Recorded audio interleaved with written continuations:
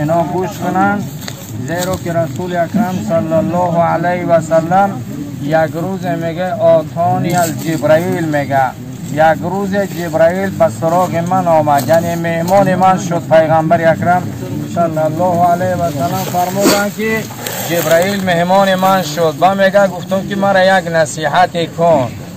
اوصینی میگه گفتم مرا یک نصیحت کن. میگه جبرائیل برای من گو یا محمد صلی الله علیه و سلم ایش ماشیتا زندگی که چخیلی که میخواهی فإنک میت هر آینه تو میمیری. امی زندگی عاقبتش چیه؟ مردن ای. اگر 100 سال هم اگر انسان عمر ببینه عاقبتش مرگ ای. او یک حضرت موسی علیه السلام جبرائیل میگه عزراییل به صورت انسانیت آمد. گو ای موسی میخوام که جانی ترا بگیرم. گو من جان ما میگیری؟ یک سیله زد عزراییل، همین پره روی عزراییل سیاه شد. بعد پیش خداوند رفت. حضرت عزراییل پیش خداوند رفت گو بندت مرگ نمیخواه، هیچ انسان مرگ نمیخواه، این دنیای روشن هیچ کس نمیخواه. ترک نو برای در یک قبرستانی که در اوجا نه دره نه تریزه های نه دوست های نه همسایه های نه دوست های نه دشمن، همه در اوجا پایین نگاه کنیم زیر و سر میمانند من، هر کدام نمگمانه که نباشه. بعد حضرت عزراییل خداوند به صورت اصلی گردانده شد. گو برای موسی را حضرت موسی کلیم براش سلام مرا برسان، بگو دست در پشتی همی یک برزگاه بمانه. چند هزار مویی که در پشتی همون برزگاه برابری همون عمرش میتیم. بعد آمد حضرت موسی علیه السلام ما سلام داد عزراییل، گو که میخواه همی از جانب رب سلام، گو که همی دست در بالای همی برزگاه بمانه. چند قدر مویی که هست برابری همون عمرش میتیم. به حضرت موسی علیه السلام گو بعد از آن چی؟ گو بعد از آن مرگ ای. 1000 سال هم که عمر ببینی عاقبت مرگ ای آقی. و دیگه حضرت موسی علیه السلام گو که مرگ باشه چی در کره دیگه؟ عاقبت مرگ ای. برای ما همه اگر 1000 زندگی کنیم عاقبت به همین جرا میارم. عاقبت منزل ما وادی خاموشان ای. این همینجا ما اگر 1000 فریاد کنیم از همین قبرستان صدا نمی آید. یا بگو یا بشنو گفت شنید است اینجا در این دنیا، یا گوینده باش یا شنونده باش، همین دو تا بیرون نباش. اگر از همین بیرون شدی هلاک شدگی.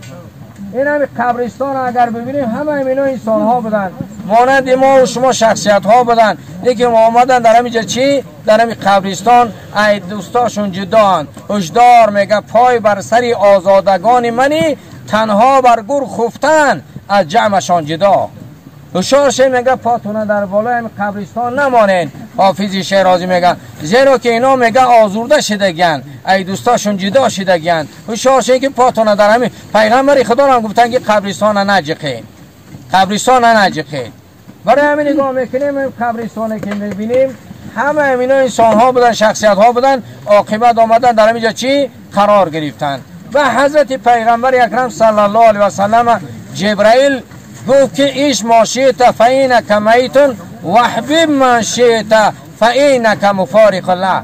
ای محمد کسی را دوست میداری دوست بدار، تا ای دوستات جدا میشه. همین مرگ انسان ای دوستاش جدا میکنه، ای برادرش جداش میکنه، ای فرزندش جدات میکنه. این مرگ همین خیلی هست که هم فرزند دوستش میدارن پدره، نه که همون را جدا میکنه، ای پیسرش جدا میکنه. مرگ یک چیزی هست که بخواهیم نخواهیم ما و شما را ای دوستامون، ای خانه هامون، ای کاشانه هامون جدا میکنه. کلا اذا بلغت تراقی و قیل من راق میگه خدا.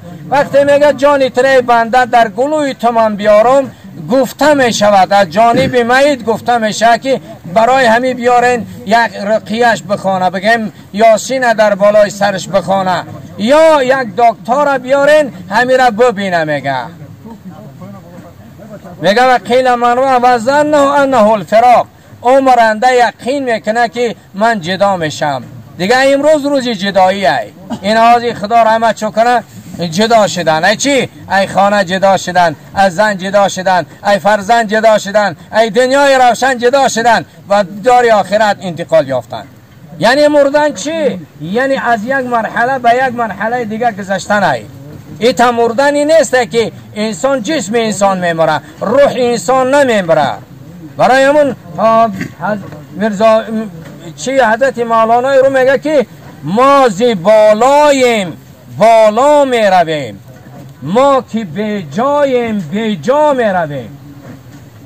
هر کدام ما آمدیم در دنیا جا نداشتیم، خانه نداشتیم، ماشین نداشتیم، زن نداشتیم، منصب نداشتیم. یه روز میشه همه خیلی میشود، همه خیلی با هیچ تا نداریم. برای همین خدا میگه ولقد جاءتکم فرادا کما خلقناکم اول مراتی. میگه خدا ای بنده تنها آوردمت، چگونه تنها برده بدمت، تنها آوردمت. و ما نراکم شفعاکم الذین زعمتم انهم فیکم. برادرها تا نمیبینم، دوستا تا نمیبینم، اون نزدیکا تا نمیبینم، خدا که تنها میبینم. در همین قبرستان حالی بابای حاجی تنها هست، دیگه کسی نیست، بچهش در برش نیست، زنش در برش نیست، خودش تنها هست. برای پیغمبر اکرم صلی الله علیه و سلم چی گفتن؟ استغفر لاخیکم، استغفر لاخیکم الان یسأل فاسأل الله به تثبیت گفتن. پیغمبر خدا گفتن برای برادرتون طلب استغفار کنین، برای برادرتون طلب استغفار کنین. الان حاضر پرسیدش می شود، از الله بپرسین گو که زبانش چی گویا بگردانه، زبانش استوار بگردانه و گوینده چی من ربک و ما دینک و من نبیک را برایش در زبانش گویا بگردانه. دیگه همین است، دیگه یکم چیزی دیگری نیست. انسان همین است. میگه وقتا که وزنوان الفراق و التفت الساق بالساق الى ربک یومئذ المساق. انسان که وقتا جانش که میبرایه خداوند میگه پاش در پاش میپیچانند، در کفن میپیچانند. الى ربک یومئذ المساق. امروز به سوی پروردگار آوردنش، دیگه یکم کس دیگه نداره. برای همین شاعر گفت الله تو به فریاد منی به کس رس، فضل کرم از یار منی به کس بس. هر کس به کسی می نازد، این بیچاره کسی دیگه ندارد، فقط الله دارد دیگه. در همین حاضر فقط الله های دیگه. همین الان وقت تقسیمات های و عمرو ابن عاص بچه‌ش وصیت کرد که برابر یک اشتر کشتن در بالای سری من بیس گفت، گریه کرد. عمرو ابن عاص یک از صحابه های پیغمبر اکرم صلی الله علیه و سلم، یک صحابه میگه آمدم که همین تروش سینی دیوال گردانده گریه داره و میگه گفتم برای چی گریه میکنی؟ گو در زندگیم 3 مرحله را من از سر گذراندم. گو اولین باره که پیغمبر مبعوث شد باید من یکمین آدمی بودم که زیرک مکه بود، زیرک قریش بود و یکمین آدمی مسلمان میشد باید من میشدم. متاسفانه هوا و هوس من کورم کرد، من با پیغمبر مسلمان نشدم، کافر شدم. اگر من دست میافتم پیغمبر من میکشتم، دست میافتم پیغمبر میکشتم که پیغمبر خدا گفت اشد الناس عذابا من قتل نبینا و قتل نبیون. گفت پیغمبر خدا گفت بدترین انسان همین انسان است که پیغمبر میکشه و پیغمبر میکشش. همین دو امیر نگاه کنین شما. گفت اگر من دست میافتم پیغمبر میکشتم ای بدترین انسان ها میشدم. لحظه‌ای که دنیا عمرو ابن عاص میروه بگفت که دیوم همین قیصهش همین برای همین را میگم که بگفت سیومش آمد همین من گفت من آمد گفت همین دیومش آمدم با پیغمبر ایمان آوردم. اگر همون مرحله در من میرفتم بهتری میشه. بس این مرحلهش گفت که خیلی با مسئولیت ها را به دست گرفتم، همون مسئولیت ها من نگرانم کرده که حال من چی میشود. گریه کردن در حالی که بودن.